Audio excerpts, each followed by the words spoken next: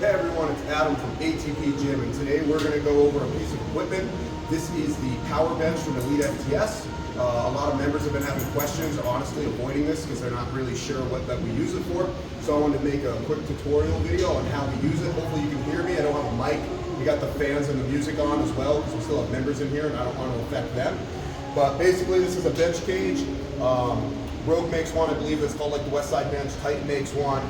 Elite FTS makes this really cool one, so it's still a normal bench. Still have like the adjustable pin pipe safeties. Really small, like it looks like almost Westside hole spacing here, so you can adjust it. Looks like half an inch. But the really cool thing is that these pads are in here so that we can do a floor press on this bench. Now, if we don't want it to be a floor press, we can take these pads out. It becomes a normal bench. We put the pads back in.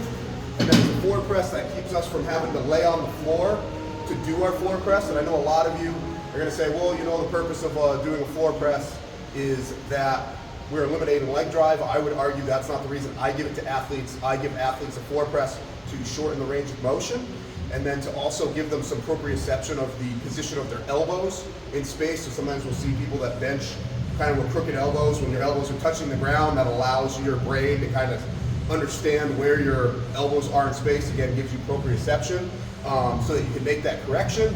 And this is a little bit, we'll have a little bit more specificity because you can still set up the exact same way.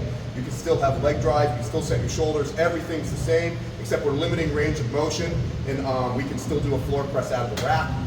So I was basically having a lot of questions about this from members, so I figured I'd make a quick video about it.